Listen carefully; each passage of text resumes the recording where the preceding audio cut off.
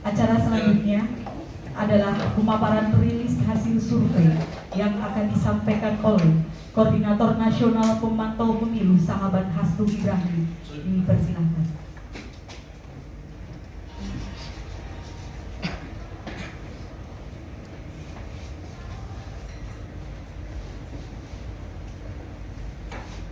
Bismillahirrahmanirrahim. Assalamualaikum warahmatullahi wabarakatuh. Selamat sore, salam sejahtera untuk kita semua. Yang kami hormati sahabat Ketua Umum Pengurus Besar Pergerakan Mahasiswa Islam Indonesia, sahabat Ketum. Pada hari ini beliau sedang bertugas di luar, lagi di Solo, tetapi beliau menyaksikan sesi rilis hasil survei PMI dan diskusi publik pada hari ini melalui YouTube PMI Official. Kemudian para narasumber, Bang Ray Rangkuti, Direktur Lingkar Madani Indonesia 5. Beliau juga pengamat politik, sudah sangat populis ya Bang. Kemudian Bang Alwan, Direktur Kata Rakyat Riset dan Konsultan, bukan konsultasi, konsultan. Kemudian selanjutnya Bang Boni Hargen, Direktur LPI Lembaga Pemilih Indonesia, yang juga pengamat politik. Beliau sedang mengajar dalam perjalanan menuju ke lokasi acara. Kemudian selanjutnya yang kami hormati dan kami banggakan, teman-teman dari Cipayung, ada saudara kita dari HMI, terima kasih Tua sudah hadir. Lalu kemudian dari Teokri, teman-teman para bung dari GPI, lalu kemudian dari GMKI, terima kasih atas kehangatannya untuk sama-sama melihat rilis hasil survei pemantau pemilu PPPMI.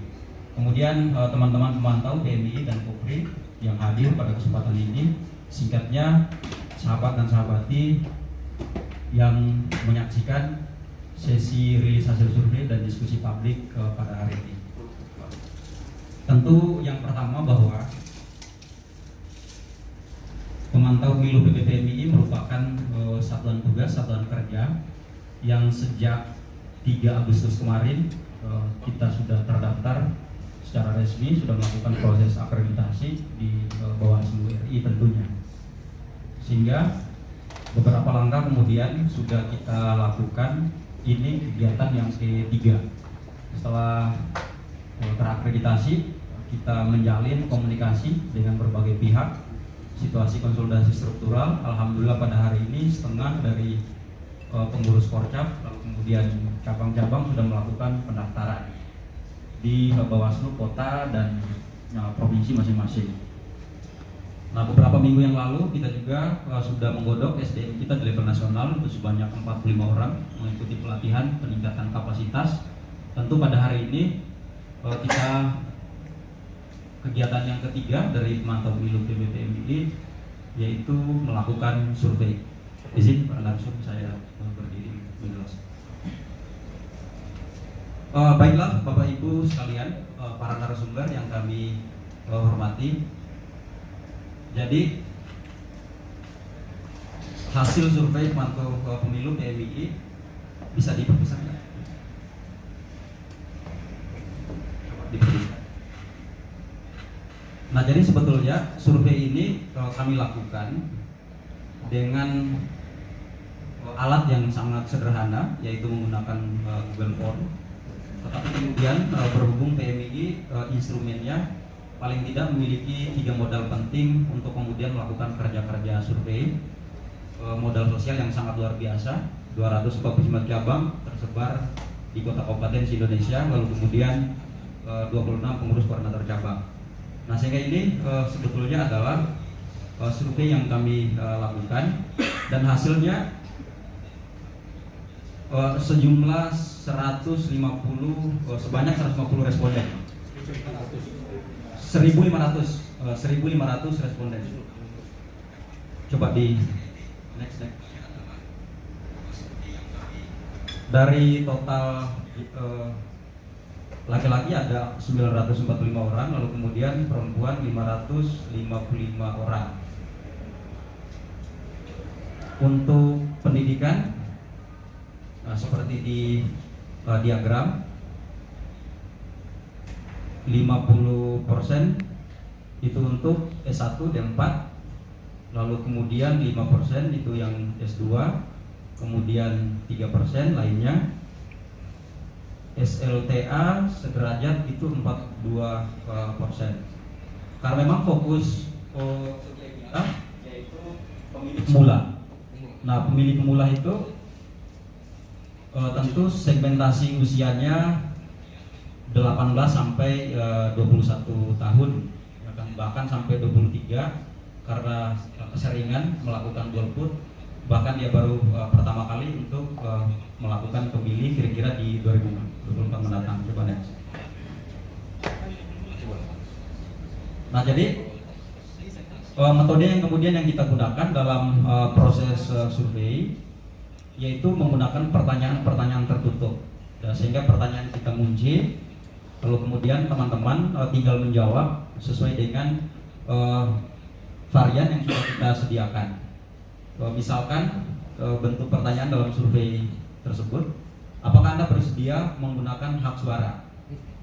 Nah, jadi jawabannya seperti yang terlihat di diagram, itu ada 1.245 orang mengatakan iya, artinya dia akan menggunakan hak pilihnya di pemilu serentak 2024. Tetapi menariknya masih ada juga bahwa responden sekitar 255 orang itu tidak akan memberikan hak suaranya. Nah, jadi tentu ini menjadi satu catatan khusus penting kemudian untuk didengar oleh penyelenggara terutama Bawaslu dan KPU soal partisipasi pemilih pemula. Coba dilanjutin. Nah, kemudian yang selanjutnya masih banyak kemudian responden itu berjumlah 525 orang dari total responden kita 1.500 yang kemudian belum mengetahui jadwal pemilu kita di tahun 2024. Sedangkan yang sudah mengetahui itu 275 orang. Nah, tentu angka 525 ini kan masih sangat besar. Nah, artinya kerja-kerja sosialisasi terhadap pemilih pemula dari penyelenggara tentu belum maksimal. Coba dilanjutin. Kemudian selanjutnya, apakah Anda mengetahui lembaga KPU? Nah, jadi teman-teman, coba bayangkan 80% dari responden tidak mengetahui lembaga KPU. Nah, sehingga ini presiden buruk ya bagi KPU. Sedangkan 80% yang mana? 1.200 orang mengetahui KPU. Itu ada 300 orang dari 20% itu mengetahui KPU. Tetapi poin saya bahwa masih ada responden yang kemudian tidak mengetahui lembaga KPU. Kemudian selanjutnya, apakah Anda mengetahui lembaga Bawaslu? Nah, sedangkan Bawaslu itu 25%. 25% belum mengetahui, 75 sudah mengetahui. Berarti KPU jauh lebih bagus ya. Oke, lanjut. Soal DKPP. Nah, kalau DKPP ini 50% ya. 750 orang tidak mengetahui dan 750 orang mengetahui. Oke. Kemudian apa isu politik yang tidak disukai? 57% di politik identitas dan hoax itu ada 855 orang. Kemudian politik uang dan politik sara 480 orang. Kemudian pembangunan dan kesejahteraan 135 orang, sedangkan lainnya ada 30 orang. Nah, itu dari pertanyaan apa isu politik yang tidak disukai. Nah, artinya bahwa masih ada juga kemudian responden tidak menyukai isu pembangunan dan kesejahteraan. Oke, dilanjutin. Nah, kemudian selanjutnya isu politik yang disukai. Untuk pembangunan kesejahteraan 570 orang, lalu kemudian pendidikan dan kesejahteraan 435 orang, lalu kemudian politik uang dan politik sara 450 orang. Lainnya sebanyak 45 orang. Lanjut.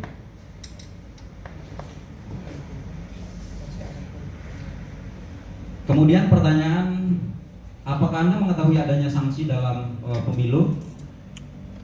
Itu 990 orang responden mengetahui iya. Kemudian masih berjumlah 510 orang itu belum mengetahui adanya sanksi dalam pemilu. Lanjut. Nah, itu dari responden. Laporan ke penyelenggara atau pihak berwenang itu lebih banyak, 1140 orang jika kemudian mengetahui adanya pelanggaran dalam pemilu.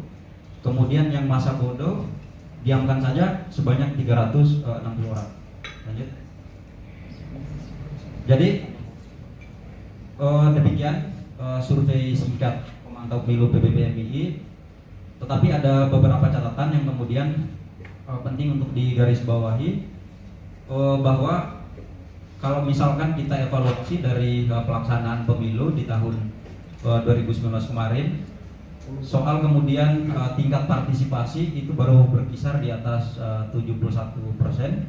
Lalu kemudian tahun ini ditargetkan sampai dengan 76 atau 70 sekian persen.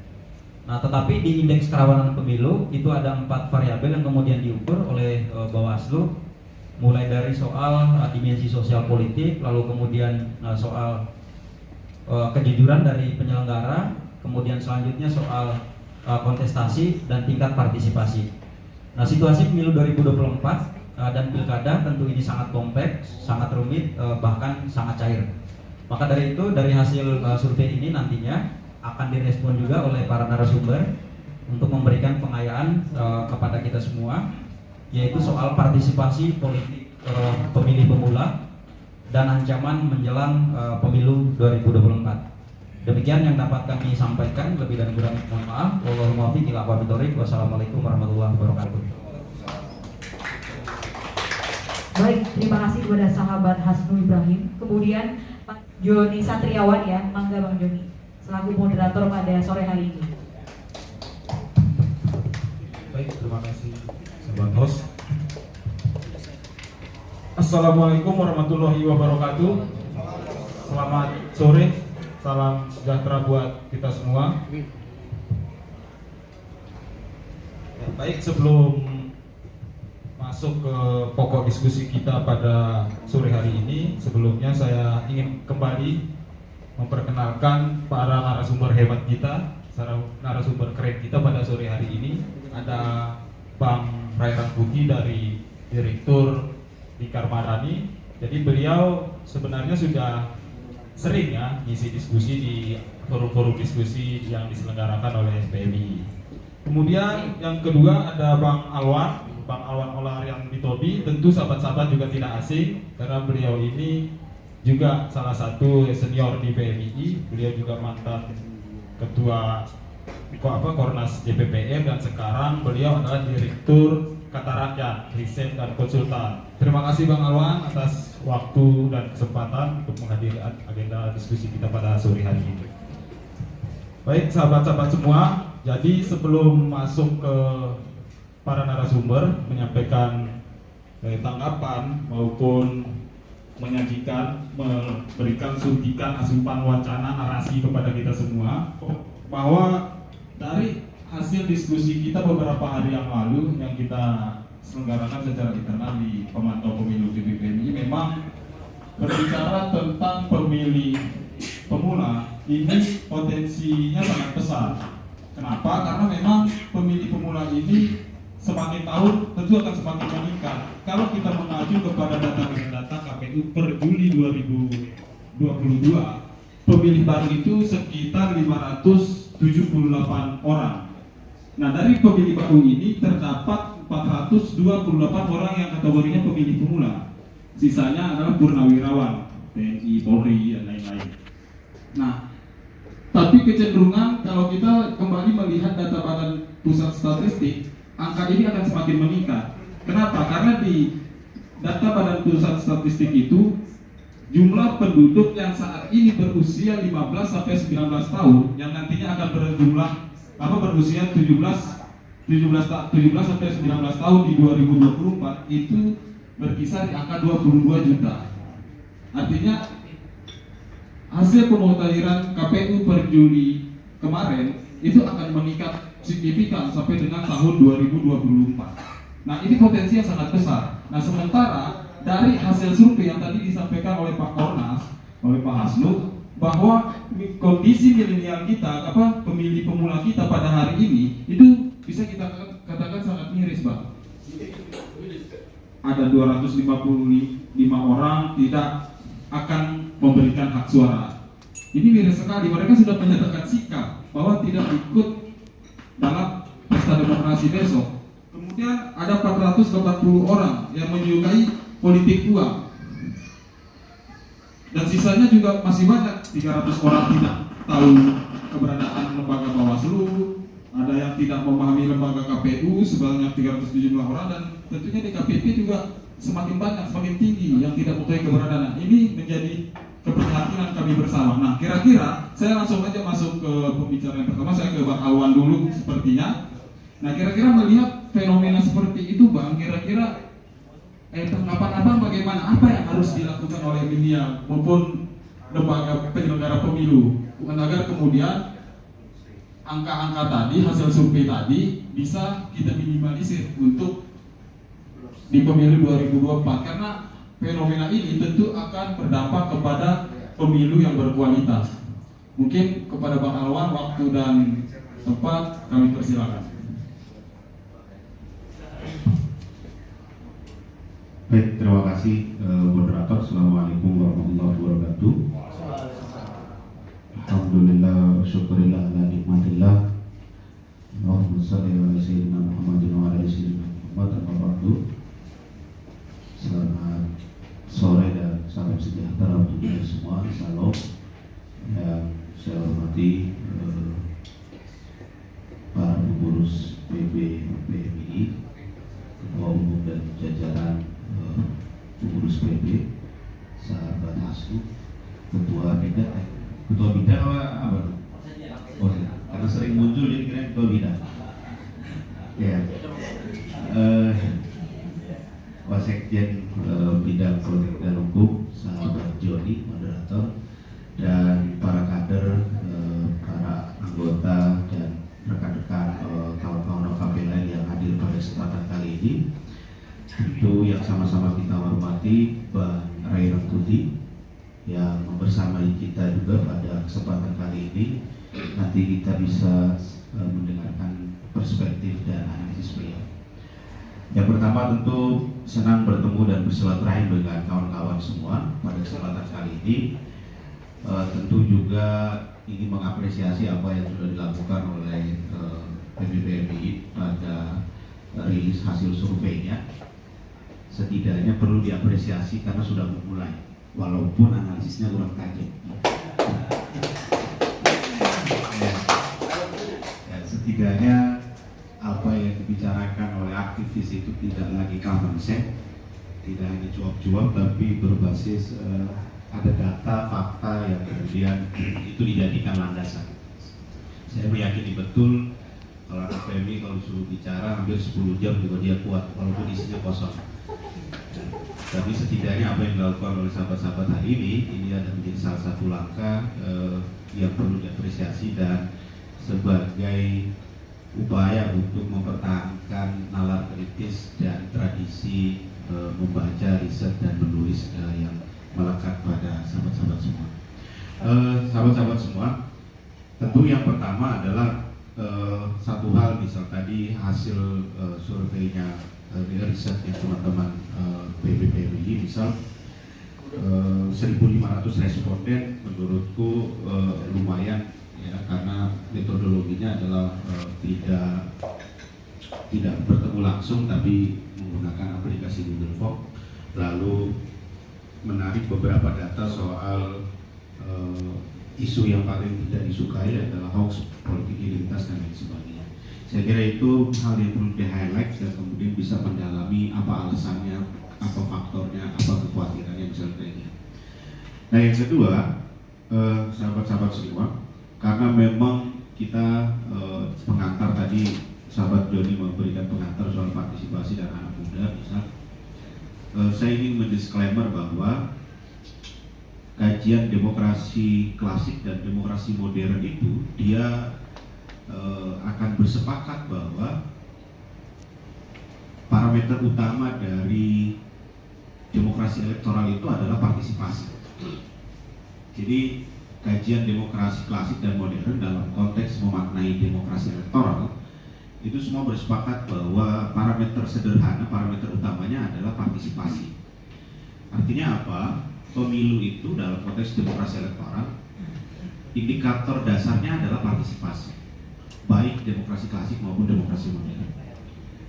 Begitupun juga dalam kajian ilmu politik, misalnya, partisipasi itu hanya sebagian kecil dalam sub pembahasan politik yang hanya disebut sebagai keterlibatan saja. Nah, maka kemudian kalau kita memotret partisipasi anak muda dalam konteks demokrasi elektoral atau dalam konteks pemilu, tentu ini satu hal yang menarik, tetapi lebih mendalami pada bagaimana berpartisipasi. Bapak Ibu, sahabat-sahabat semua, kita misal memaknainya begini. Pemilu kita itu tahapannya banyak. Lalu nanti di akhir KPU mengumumkan bahwa partisipasi kita prosentasinya 80%. Lalu kita mengklaim bahwa pemilu kita berhasil, tanpa kemudian memotret fenomena apa, kejadian apa yang terjadi dalam setiap tahapan itu. Nah, mengukur partisipasi saja dalam konteks elektoral itu hanya satu tahapan, sedangkan tahapan pemilu itu banyak sekali. Nah, itu satu hal yang kemudian harus dikritisi dan kemudian didalam. Nah, di lain hal, sahabat-sahabat semua, Indonesia dalam konteks historik 2024 itu menjadi pemilu yang ke-6 pasca reformasi. Pemilu kita yang ke-6 pasca reformasi. Menjadi pemilu yang ke-13 dalam sejarah demokrasi elektoral kita atau dalam sejarah berdirinya republik ini. Artinya kita ini sudah banyak sekali pemilu. Nah, tetapi ada kondisi objektif politik kita bahwa pemilu baik nasional dan lokal itu berhasil dilakukan, tetapi hasil pemilunya itu masih jauh dari harapan. Pemilu sudah sukses dilaksanakan 6 kali, tapi wakil rakyatnya, rakyat yang dihasilkan dari pemilu itu adalah hasil-hasil wakil rakyat yang semu, tidak kemudian bisa memberikan satu ekspektasi terhadap keterlibatan dan keberpihakannya terhadap masyarakat. Walaupun kemudian dalam konteks sistem politik, misal, hanya satu-satunya organisasi yang punya artikulasi dan kepentingan bersama adalah partai politik. Partai politiklah yang punya ruang agregasi dan instrumen kepentingan terhadap masyarakat yang kemudian itu dikanalisasi, itu dimonopoli, yaitu hanya partai politik. Maka kalau kemudian kita membicarakan partisipasi itu menafikan partai politik, tentu juga akan tidak menarik. Nah, maka keterlibatan dalam konteks partisipasi dalam konteks politik dan konteks pemilu kita perlu dibagi atau dipilah-pilih misalnya. Ruang partisipasi kawan-kawan mau berada pada ruang mana? Apakah berpartisipasi cukup menggunakan hak politik karena kita sadar bahwa kita adalah masyarakat sadar akan politik, lalu kita menggunakan hak politik kita lalu selesai?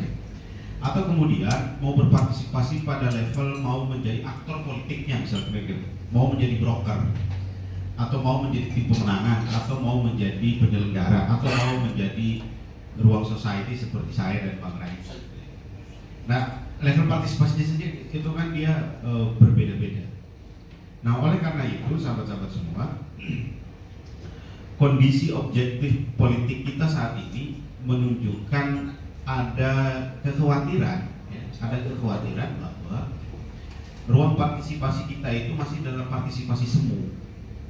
Partisipasi semu itu dalam konteks apa? Misal, kita hanya terlibat berpartisipasi pada pemilu yang sifatnya periodik 5 tahun sekali, dan itu kemudian jadi demam pemilu.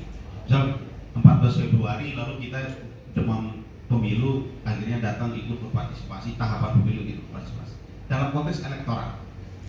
Tapi pasca elektoralnya, pasca pemilunya, kita kemudian merasakan ada kekosongan, ruang partisipasinya itu sudah tutup.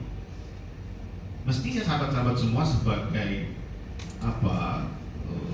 organisasi yang punya ideologi dan punya paradigma kita, ruang kontrol terbesar itu partisipasi yang paling memungkinkan dan idealnya adalah pasca elektoral. Jadi kita dalam konteks pemilu kita sudah berpartisipasi menggunakan hak politik kita. What the next? Apa setelah dari kita menggunakan hak politik? Apakah kemudian partisipasi kita selesai di bilik suara atau kemudian juga akan berlanjut?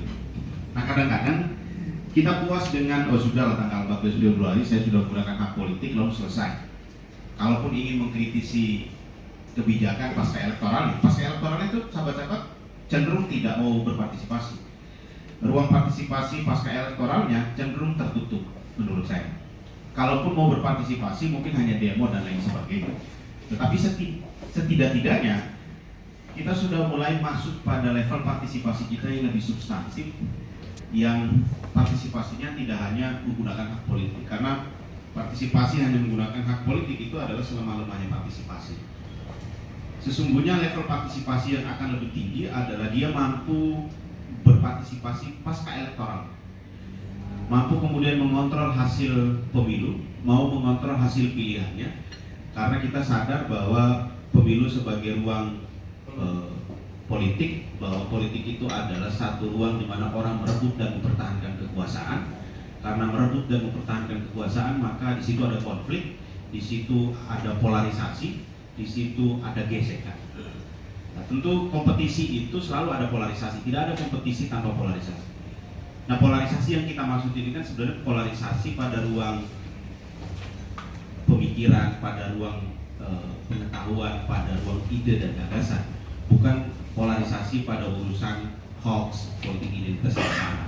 Nah, ini kan juga harus dikritisi oleh kita bersama bahwa kita sudah semestinya menggeser ruang partisipasi kita yang tadinya masih partisipasi yang sangat sederhana, konteksnya dalam menggunakan hak politik, sudah saatnya kemudian bergeser pada partisipasi yang lebih substantif pasca elektoral untuk mengkritisi hasil pilihan kita, untuk menjadi ruang kontrol dalam fungsi state pasca elektoral. Kalau dalam pemilu, ya kita mau berpartisipasi apa? Tahapan pemilu hanya 9, masa kampanye hanya 75 hari.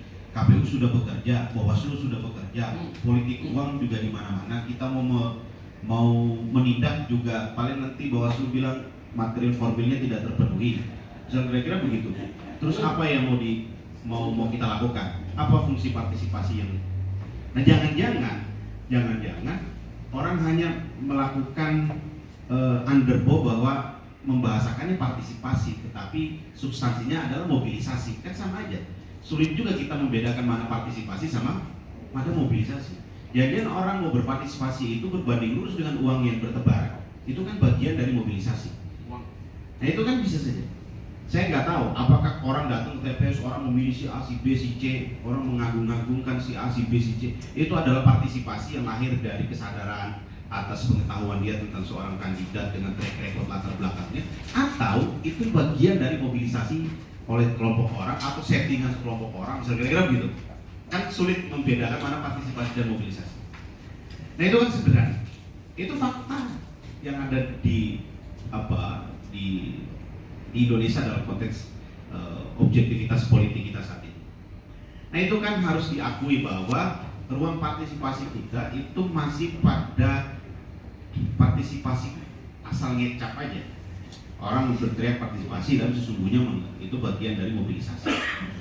Nah, itu menurut saya hanya memancing sahabat-sahabat untuk bagaimana kita menggeser ruang partisipasi kita dalam pemilu ini pasca elektoral. Kita tidak lagi memperdebatkan partisipasi hanya untuk menggunakan hak politik. Cukuplah itu KPU yang mengkampanyekan bahwa ayo datang ke TPS gunakan hak pilih kita di 14 Februari. Sahabat-sahabat nggak usah lagi begitu, kawan-kawan nggak usah lagi begitu. Harus menggeser atau kemudian menstimulus atau merangsang nalar kritis untuk bagaimana membongkar itu.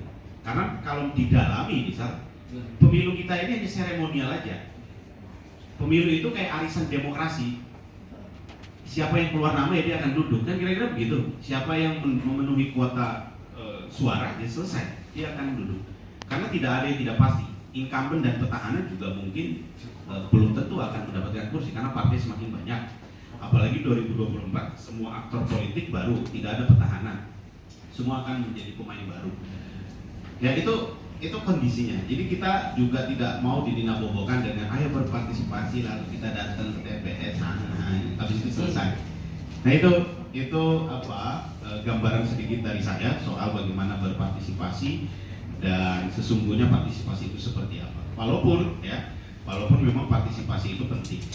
Dan indikator sederhananya itu. Kadang-kadang saya tidak masuk akal karena misal begini sahabat-sahabat, pemilu kita itu ada 12 tahapan, tapi untuk mengukur suksesnya pemilu itu hanya satu tahapan. Tahapannya apa? Pemungutan dan penghitungan suara. Dan diukurnya dari apa? Prosentasi penggunaan hak pilih atau hak suara.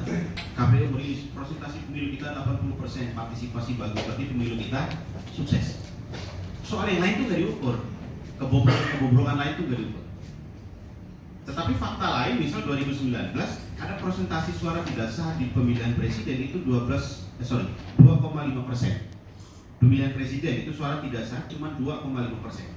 Suara tidak sah untuk pemilihan legislatif di 2019 secara nasional itu 11,5%.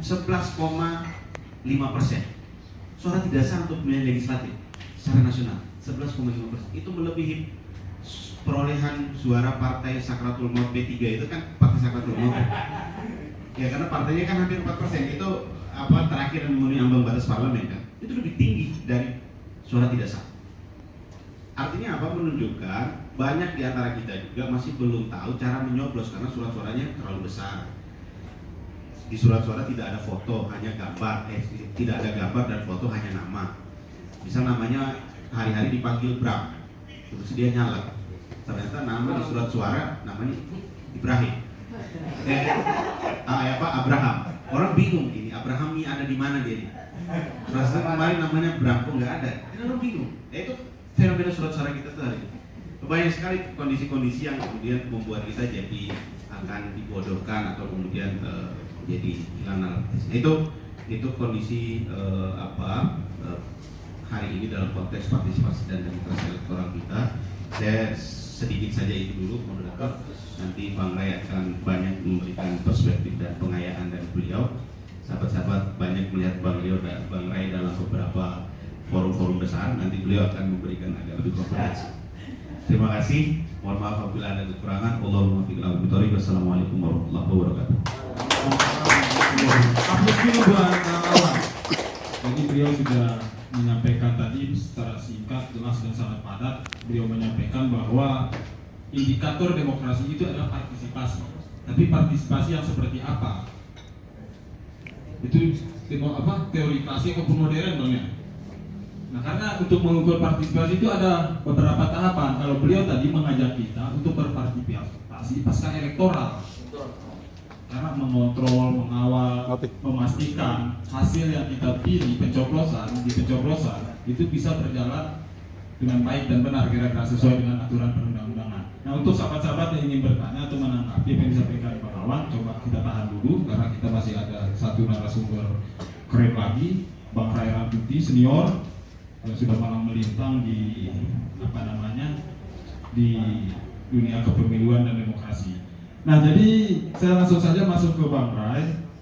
Nah jadi berbicara tentang pemilu, kita juga tentu harus melihat ada beberapa potensi atau ancaman yang akan terjadi pada pemilu.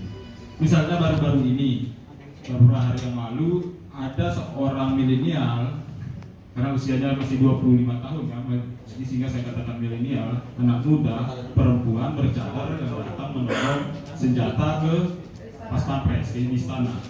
Nah ini adalah salah satu ancaman teror yang akan terjadi, yang terjadi menjelang tahun politik. Karena teror ini di mana-mana pasti sering kali terjadi Bang, menjelang tahun politik. Sepertinya di Pakistan misalkan, di kampanye politik itu pernah terjadi ledakan bom di tahun 2018, menewaskan sekitar 128 orang. Kemudian di Afghanistan itu juga pernah terjadi di di kantor registrasi pemilih di Pakistan, di Afghanistan, kira-kira kayak KPU lah kalau di Indonesia. Nah kemudian di Indonesia sendiri pernah terjadi di Sibolga misalkan Sumatera Utara pernah terjadi, kemudian di Sidoarjo pada tahun 2000 menjelang 2019 kemarin juga pernah terjadi. Nah kira-kira potensi itu sekarang ini sudah terlihat. BNPT sendiri beberapa waktu lalu juga menyampaikan bahwa akan potensi teror ini menjelang tahun politik ini akan meningkat. Nah itu tentu harus kita waspadai bersama. Nah kira-kira Bang, menanggapi hal tersebut, kira-kira bagaimana kita generasi muda, milenial, karena banyak ya dari milenial sekarang, menurut tadi juga sempat kita diskusi sebelum kegiatan, diskusi kecil sama Bang Rai, bahwa ada banyak potensi milenial di kampus-kampus yang memang secara terang-terangan sudah siap untuk melakukan jihad penegakan khilafah. Nah intinya kan ini bertentangan sekali dengan cita-cita kemerdekaan kita, dengan cita-cita demokrasi. Nah kira-kira tanggapan Bang Rai terkait dengan hal tersebut kira-kira seperti apa Bang? Untuk waktu dan tempat kami persilakan Bang.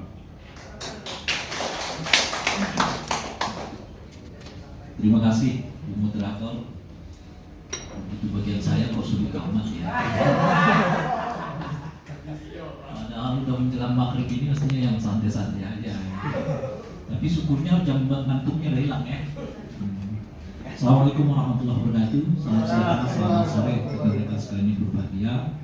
Senang sekali bisa bertemu dengan rekan-rekan dalam kondisi yang alhamdulillah semuanya serba sehat dan bersemangat ya. Saya sudah menyediakan diri untuk selesai sebetulnya di jam 6 sore gitu. Karena setelah ini saya harus ke lokasi dan saya sudah tahu kalau mahasiswa pasti akan telat. Dan ya begitulah risikonya. Tapi saya nggak tahu juga kok kalau mahasiswa yang undang itu saya merasa wajib datang gitu ya. Meskipun ya dari aspek waktu ya seringkali jantung-jantungan kita ya. Saya nunggu 2 jam loh acara dimulai. Tapi ya dalam kondisi kayak begitu, kebetulan tadi saya dikirim lagi ya hasil surveinya. Lalu alhamdulillah saya bisa sedikit buat coret-coretan ya. Kawan-kawan sekalian, menurut saya mahasiswa itu terbagi ke dalam 2 bagian dalam konteks pemilu.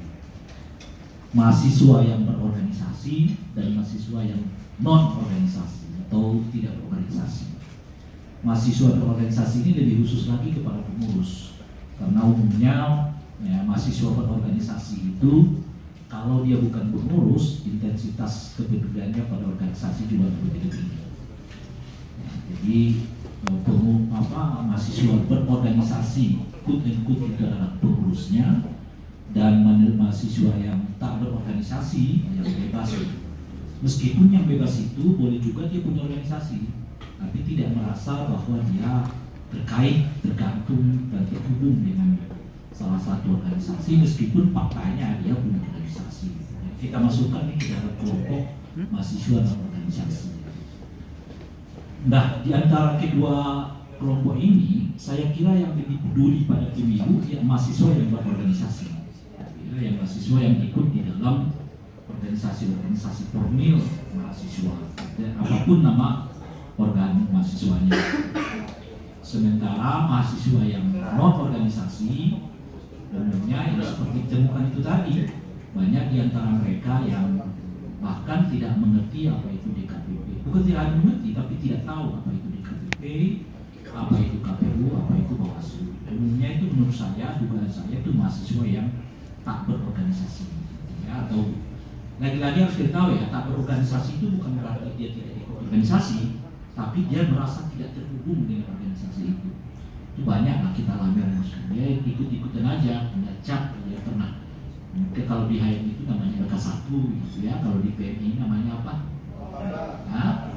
Apa gitu ya, kalau di PMKRI apa gitu misalnya istilahnya itu dia pernah ikut serial satu gitu, tapi ya setelah itu ya dia nggak pernah ikut aktivitas apapun macam-macam. Itu kita kategorikan mahasiswa yang non organisasi.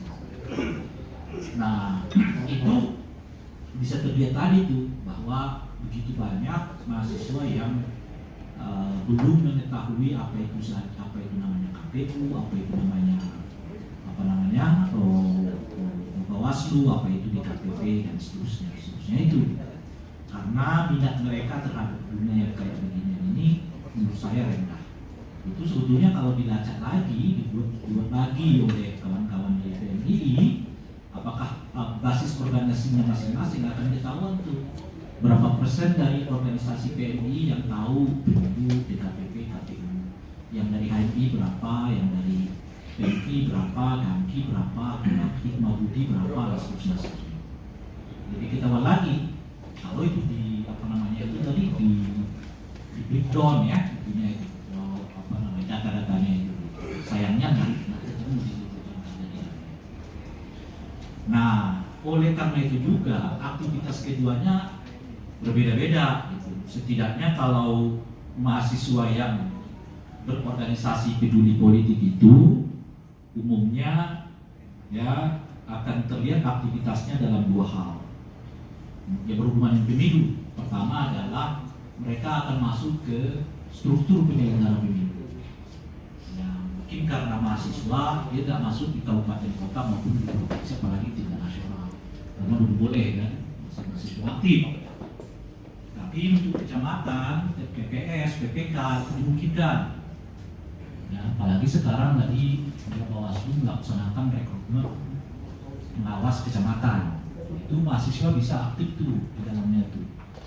Nah, nanti di TPS yang hitung suara, pungut suara, macam-macam dan sebagainya. Termasuk nanti pengawas lapangan namanya ya kalau berkaitan dengan Bawaslu. Nah, itu biasanya mahasiswa ya ikut terlibat dalam perangkat-perangkat dan seperti itu. Dan saya kira juga perlu dan penting kawan-kawan mahasiswa itu didorong ke sana, mengingat dua hal. Hal pertama penting dari generasi politik ya, pengalaman ya bagi mahasiswa. Saya kira ini kan KPU dan Bawaslu rajin sekarang dengan tur ke kampus-kampus, mengikat kerjasama. Mestinya salah satu bentuk KKN itu adalah bagian dari penyelenggara pemilu. Masih KKN namanya, ya kuliah kerja nyata apa istilahnya lain? Hah? Ya, itu mestinya yang ikut penyelenggara pemilu itu dibuat 2 SKS. Itu kira-kira. Jadi supaya apa itu? Pertama, saya sebutkan itu tadi, biar ini jadi pengalaman, menjadi interest mahasiswanya terhadap politik itu makin tinggi. Ya.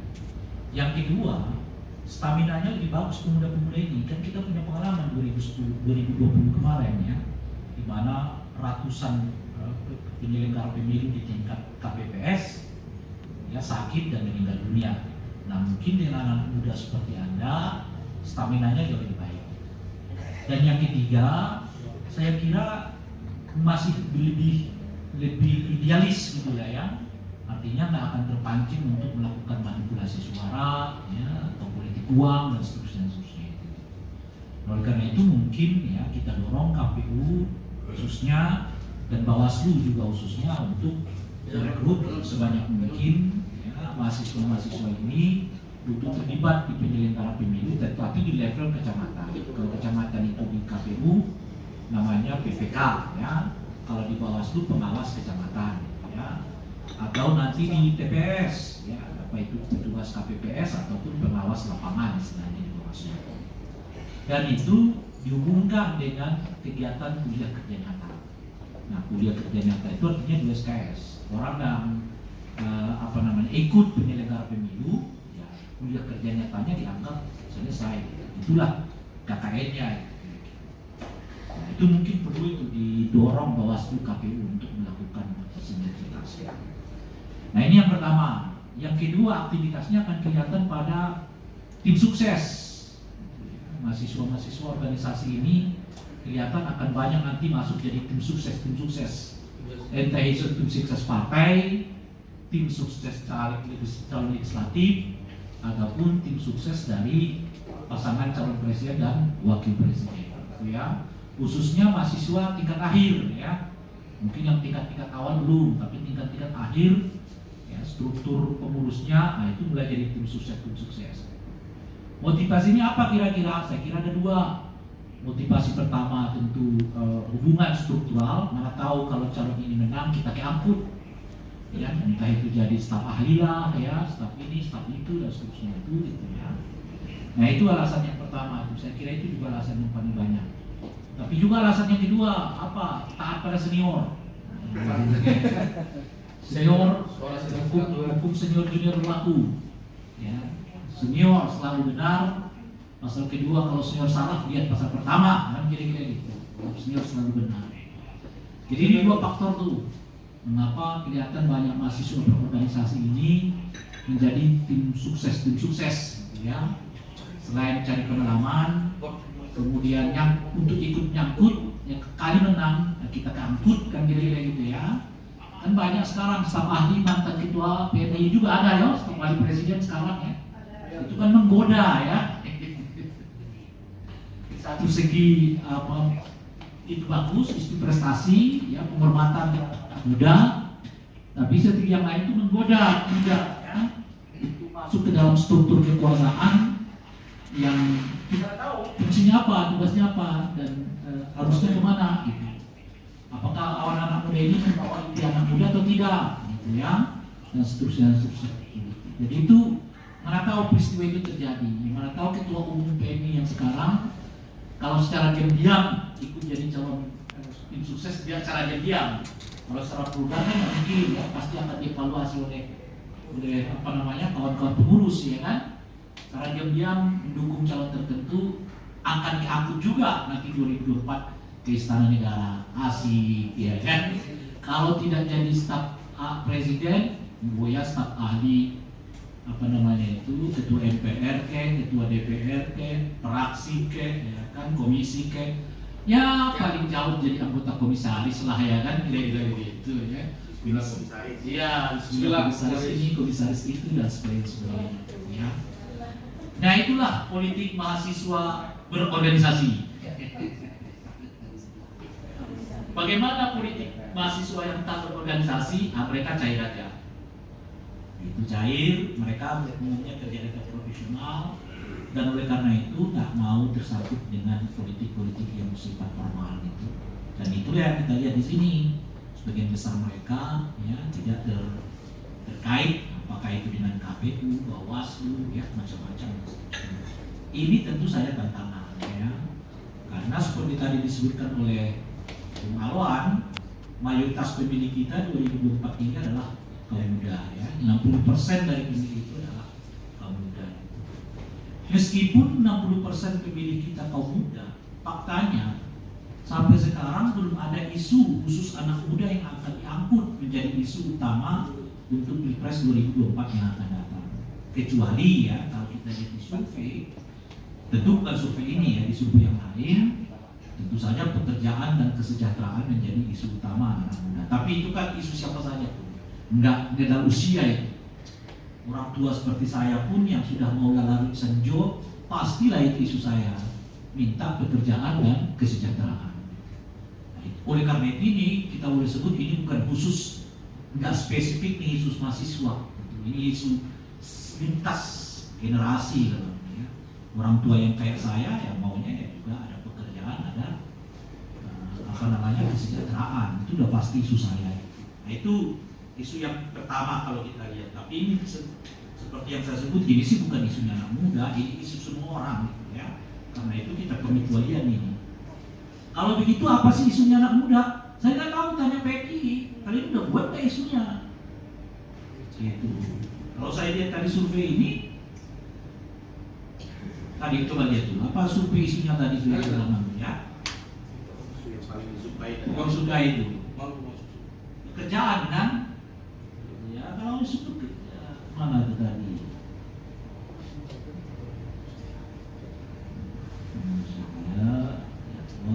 Terus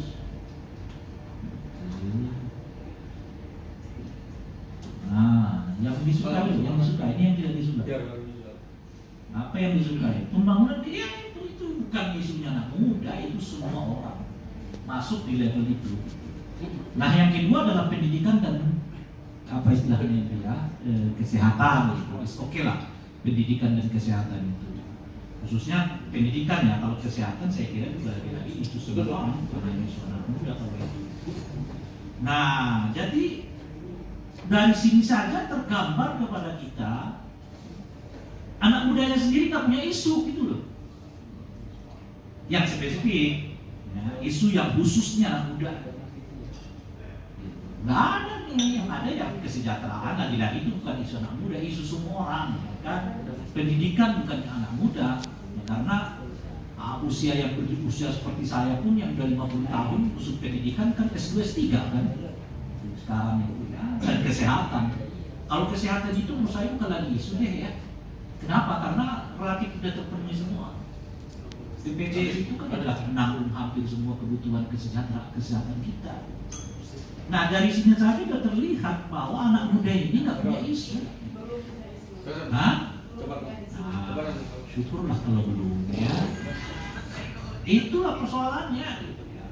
Yang menarik karena nggak punya isu, muncullah isu soal politik uang dan politik sara. Ini mengejutkan ini. Kenapa mengejutkan? Kok bisa sampai 30% ya? Berapa itu? 30%. Justru di kepala anak muda kita itu melekat politik uang dan politik sara. Dan terbayang mas, 30%. Mengejutkan betul ini. Kenapa politik uang dan politik sara? Karena nggak ada isunya. Yang khusus anak muda ya. Nah ini tantangan PMI dan tantangan AMI, PMI, KANKI, Hikmah Budi ya, dan sebagainya. Ya karena masa depan itu masa depan kalian, bukan masa depannya saya. Kalau saya kan udah lalu senju. Kalau anak mudanya sendiri terpola kepada keinginan politik uang dan sara, kalian bisa bayangin masa depan demokrasi kita bagaimana sih? Di satu segi mereka berani menjual suara, segi yang lain mereka nggak peduli kok pada demokrasi, pedulinya pada soal identitas. Makanya nggak terlihat sekarang ada gelombang mahasiswa yang menolak misalnya keinginan MPR untuk mengubah desain pemilu kita dari pemilu langsung ke pemilu tidak langsung, seperti yang pernah kita praktekkan di zaman Orde Baru, di mana presiden dipilih oleh MPR. Mana suara anak muda? Gitu. Nggak tergambar juga dari survei. Atau ya keinginan elit juga sekarang mengubah desain proporsional daftar terbuka menjadi daftar tertutup. PNI sudah tahu nggak apa implikasinya kalau kita kembali ke proporsional daftar tertutup.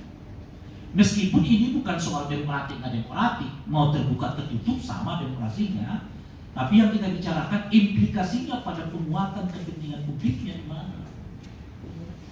Terbayang nggak? Kalau pasca 2024 ini, 2029 akan datang, sistem pemilu kita bukan lagi milih orang, tapi milih partai. Nah, orang coblos partainya yang di belakang partai ini ada nama orang sesuai top ranking.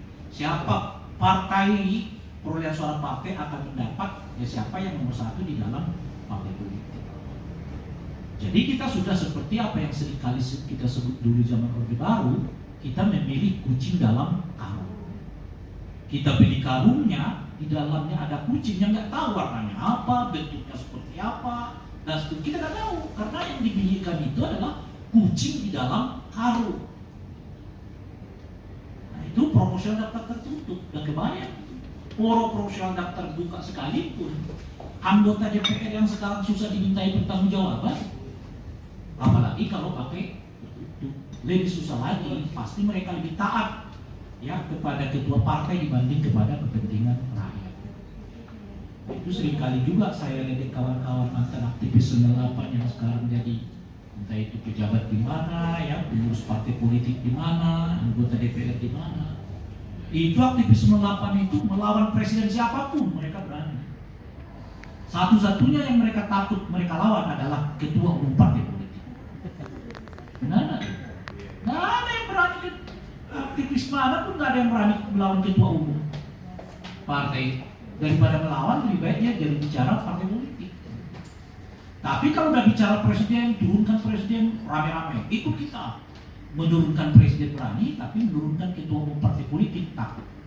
Nah itu apakah ini salah satu apa namanya itu ya kejadian di mantan aktivis 8 juga kejadian begitu, kencang melawan Soeharto, tunduk terhadap ketua umum. Dan ini kayaknya kalau masuk partai bakal begitu juga kali ya. Kecuali ikut pelatihan di bawah organisasi awam, beda. Akan radikal terus kalau awamnya kasih motif. Long Alon sekali melapor ke Bawaslu, tolak Bawaslu, dia bilang percuma lapor Bawaslu, cepat banget ya kan. Dan segitu radikal terus. Ya. Nah ini persoalannya. Nah, lebih sulit lagi karena baik politik uang maupun politik sara ini identitasnya tidak jelas. Ya. Harus kita bedakan antara identifikasi politik dengan politik identitas. Identitas politik dengan politik identitas. Orang NU mengasosiasikan dirinya dengan PKB itu namanya identitas politik, bukan politik identitas. Orang Muhammadiyah misalnya, saya nggak tahu, mengasosiasikan dirinya dengan PAN itu identitas politik. Orang Pemri misalnya mengasosiasikan dirinya dengan PDI itu namanya identitas politik. Tapi bukan politik identitas, itu dua hal yang berbeda. Orang liberal, moderat, biasanya asosiasi politiknya ke partai-partai tengah, nah itu namanya identitas politik, tapi bukan politik identitas. Ini harus dibedakan. Jadi kita bersama-sama juga harus betul-betul lebih dijelaskan lagi, dikampanyekan, sebab identitas politik itu bukan barang haram. Itu Anda milih Alwan karena sama-sama orang PKI, boleh, nggak ada larangan itu. Kenapa milih Alwan sebagai caleg? Ya, orang PMI, boleh kan? Saya milih si A karena si A itu orang Mandailing, boleh. Hanya itu alasan satu-satunya, bukan visi, bukan misi, ya kan? Bukan prestasi, bukan. Kenapa saya milih si A? Karena dia orang Mandailing, satu marga dengan saya, boleh. Itu bukan haram, meskipun levelnya di bawah. Itu level aja, tapi bukan tindakan haram. Itu namanya identitas politik. Orang itu mengasosiasikan dirinya dengan partai, dengan macam-macam itu sesuai dengan background alamiah dirinya, itu nggak bisa dilarang. Nggak bisa dilarang. Itu ya bagian yang diakui di dalam demokrasi, meskipun levelnya mestinya naik, ya kan, dari identitas primordial, identitas emosional menjadi tahap pemilih rasional. Yang nggak boleh itu apa? Politik identitas. Apa bedanya? Mempergunakan simbol-simbol natural demi memenangkan suara, bersamaan dengan itu menegasikan hak pilih orang lain, hak dipilih orang lain di dalam pemilu. Itu yang disebut dengan politik identitas.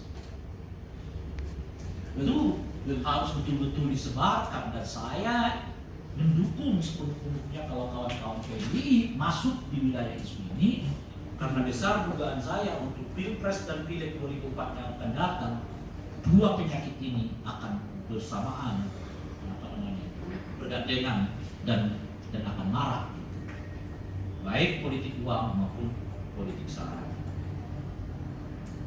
Nah, itu harus diperbanyak lagi oleh PMI gitu ya, diskusi-diskusinya menolak ya. Kalau penting kawan-kawan PMI menginisiasi gerakan anti politik identitas dan gerakan anti politik uang. Boleh kawan-kawan sosial.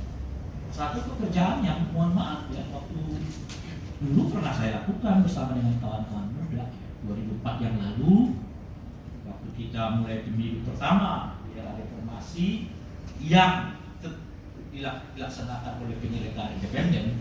Karena pemilu pertama kita kan tahun 99 pasca reformasi itu, kita sudah mengangkat isu soal nama kita itu saatnya kaum muda memimpin. Dan efek dari isu itu alhamdulillah anak-anak 98 masuk ke dalam struktur ya, entah itu di eksekutif, legislatif, tingkat nasional maupun daerah. Kampanye yang sama saya lakukan lagi 2009 yang lalu. Istilah saya itu saatnya 98 memimpin. Jadi ya isunya spesifik, saatnya kaum muda memimpin. Karena saat itu ya 2004 itu elit-elit partai belum berubah, masih wajah yang lama. Ya, pemainnya wajah yang lama, tapi situasinya sudah reformasi. Reformasi kita ini akan begini-begini saja kalau elit-elit lamanya masih kita bertahan. Nah, oleh karena itulah kita dorong isu namanya saatnya kaum muda memimpin. Alhamdulillah banyak anak muda yang bagus. Semangat itu kita sebarkan kepada banyak pihak. Mudah-mudahan gerakan-gerakan yang kayak begitu bisa juga diinisiasi, ya, diadvokasi oleh kawan-kawan BMI khususnya dan seluruh kawan-kawan mahasiswa dan pemuda yang hadir pada kesempatan yang berbahagia ini. Disinilah kita bertemu. Ya, kalau kesejahteraan macam-macam itu diurus semua orang, ya.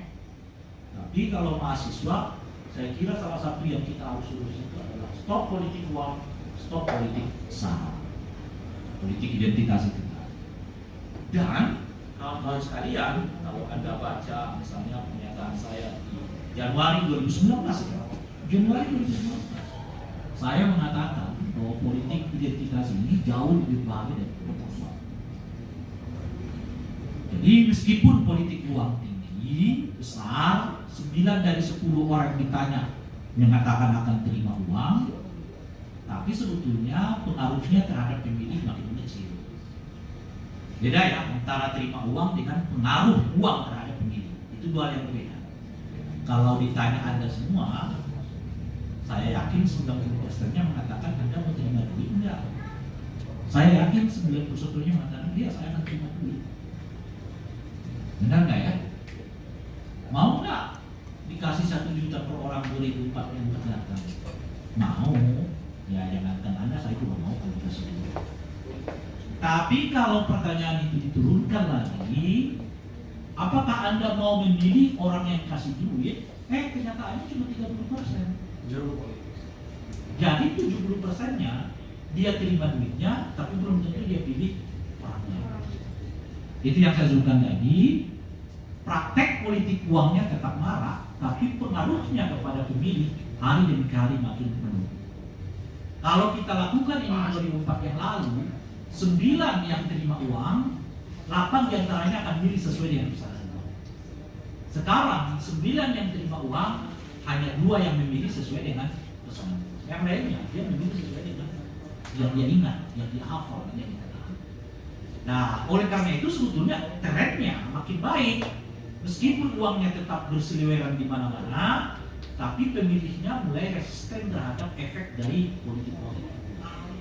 Ini basis kesadaran ini harus diperkuat oleh kawan-kawan mahasiswa, mengingatkan terus bahaya dari praktek politik uang. Tapi sebahayanya politik uang, jangan kira politik uang tidak bahaya, tapi sebahaya-bahayanya politik uang, menurut saya politik identitas ini masih lebih bahaya. Setidaknya karena 3 alasan. Alasan pertama, politik uang itu bersifat jangka pendek. Nah, kenapa disebut jangka pendek? Karena umumnya hanya berlaku, umumnya loh ya, 3 hari sebelum pencoblosan. Kan nggak ada praktek politik uang setelah pemilu. Setelah hari H, memang masih ada yang mau bayar uang untuk pilih dia, ya gimana lagi kan nggak ada. Nggak akan ada itu. Itu pertama. Tapi sebaliknya praktek politik identitas berlaku sepanjang masa. Pemilunya baru 2024 yang akan datang. Sekarang udah mulai terasa istilah kadrun, cebong, membuat lagi gitu. Cebong lagi, kadrun lagi. Jadi bisa sepanjang masa. Dari 2019, 2017 kita belum sembuh dari cebong dan kampret, masuk ke 2019 cebong kampret enggak sembuh, sekarang masuk ke 2024 cebong kampret belum juga berdamai. Padahal tokoh-tokohnya udah bersatu menikmati kekuasaan. Itu politik sepanjang waktu ya. Ya itu beda. Beda kedua, politik uang itu hanya berimplikasi ya terbatas. Politik uangnya di DKI Jakarta, ya yang merugi masyarakat DKI Jakarta. Kira-kira begitu ya. Yang kalaupun gubernurnya misalnya korup, kan uang DKI Jakarta yang dia korup. Nggak mungkin Jawa Barat yang dia korup, nggak mungkin Banten yang dia korup. Jadi itu terbatas implikasinya. Tapi politik sara Anda lihat sendiri. Politik saranya di DKI Jakarta, tapi ributnya dari ujung barat Indonesia ke ujung timur Indonesia. Ribut tuh soal apa yang disebut dengan politik identitas itu. Nah, itu yang kedua. Dan yang ketiga, politik uang itu sepanjang yang saya tahu belum pernah melahirkan kekerasan. Sepanjang yang saya tahu. Nggak ada rumah caleg yang tiba-tiba dilempari batu karena belum bayar. Pernah dengar? Itu caleg kita lempari batu kenapa?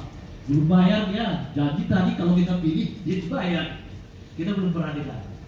Jadi istilahnya mungkin kalau disimplifikasi istilahnya itu tidak ada batu yang apa namanya itu ya terlempar hanya karena pemilih tidak mendapatkan janji uang. Nggak ada. Apalagi misalnya TPS dibakar karena itu tadi calegnya nggak bayar, nggak ada. Sebaliknya politik identitas ini sangat potensial menimbulkan kekerasan. Itu bara dalam sekam ya, baratnya. Sekali orang pantik, akhirnya bisa membakar. Dan terbukti seperti yang kita sebutkan kita, masyarakat kita itu nggak sembuh dari cebong dan kampret sampai sekarang. Meskipun elit-elitnya sudah sama-sama menikmati masyarakat. Nah, pembeda yang keempat, ini yang paling penting salah satunya, politik uang itu tidak berimplikasi membuat masyarakat terbelah. Sementara politik identitas membuat masyarakat kita terbelah.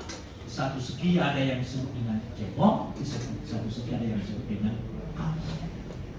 Nah, oleh karena itulah kawan-kawan sekalian, melihat survei ini ya, 30% pemilih kita itu ternyata demen dengan politik sara, ini bukan main-main. Kita harus bertekad ya, untuk memastikan bahwa 2024 yang akan datang tidak ada politik identitas, bahwa identitas politik berkembang itu alami, nggak bisa dilarang. Tapi tidak pada politik identitas. Ya, sebaiknya juga jangan identitas politik, karena kalau identitas politik itu rasionalitas pemilih tidak naik. Ini saya katakan, ini pesan penting dari survei ini. Pesan penting dari survei ini adalah mengkhawatirkan kalau 30% dari yang ditanya orang-orang ini. Saya tidak bicara metodologi ya, tapi ada 1.000 berapa tadi? Ada 1.500 orang ditanya. Jadi kita nggak usah bicara metodologi itu. Ada 1.500 orang ditanya dari anak muda. 30% dari 1.500 itu mengatakan suka dengan isu politik uang dan suka dengan isu politik sara.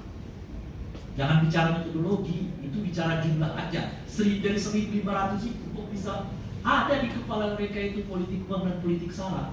Itu. Maka tampillah wahai PNI, tampillah wahai HMI, tampillah wahai INN, tampillah wahai Penkri, tampillah wahai Damki, tampillah wahai Hikmah Budi, apalagi satunya ya? Tampillah wahai GMNI yang Hindu, KMHD. Kalian semua sebagai generasi muda, selamatkan bangsa kita, selamatkan anak muda kita, jaga bangsa ini dari perpecahan pemilu. Sebab pemilu kita ciptakan dalam rangka mengintegrasikan bangsa ini untuk mencapai tujuan dari Indonesia merdeka, yaitu masyarakat adil dan sejahtera. Terima kasih. Assalamualaikum warahmatullahi wabarakatuh.